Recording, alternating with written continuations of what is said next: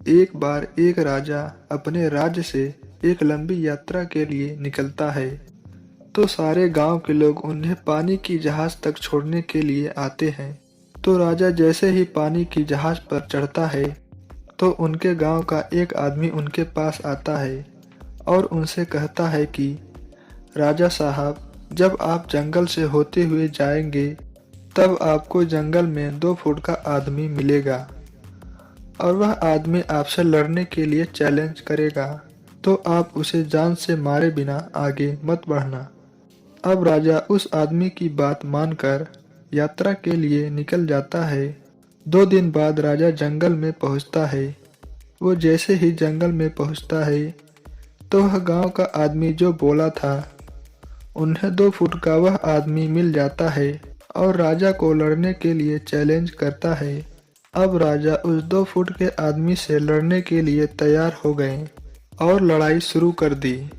थोड़ी ही देर में लड़ाई खत्म हुई और राजा जीत गया। लेकिन जब उसको जान से मारने की बारी आई तो राजा ने कहा, इस 2 फुट के आदमी को मारने में कैसी महानता। राजा ने उस 2 फुट के आदमी को जिंदा छोड़ दिया और आगे बढ़ गया।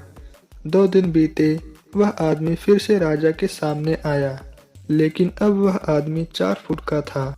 उसने फिर से राजा को लड़ने के लिए चैलेंज किया। राजा ने चैलेंज को एक्सेप्ट किया।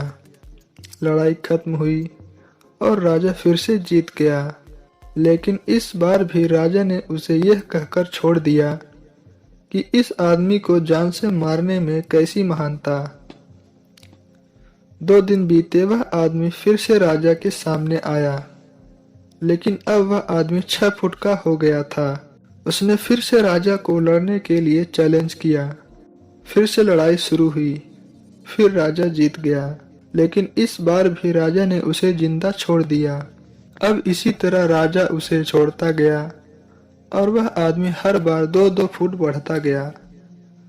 और एक दिन ऐसा आया कि वह आदमी राजा से बड़ा हो गया। उसने फिर से राजा को लड़ने के लिए चैलेंज किया, लेकिन इस बार राजा थोड़ा डर गया। लेकिन राजा फिर भी चैलेंज को एक्सेप्ट किया। लड़ाई शुरू हुई, लेकिन इस बार राजा बहुत जख्मी हो गया। राजा का एक हाथ टूट गया, लेकिन राजा फिर भी उस आदमी को जैसे तैसे करके हरा दिया। लेकिन इस बार राजा उस आदमी को जिंदा नहीं छोड़ा, बल्कि उसे जान से मार दिया। अब आप मुझे बताइए, महानता किसमें है? जब उस राजा को यह बोला गया था कि तुम्हें जंगल में 2 फुट का आदमी मिलेगा जिसे जान से खत्म किए बिना आगे मत बढ़ना, फिर भी राजा ने उसे महानता दिखाते हुए उस आदमी को जिंदा छोड़ता गया, जो कि आगे उसे बहुत भारी पड़ा और अपना एक हाथ भी गंवाना पड़ा।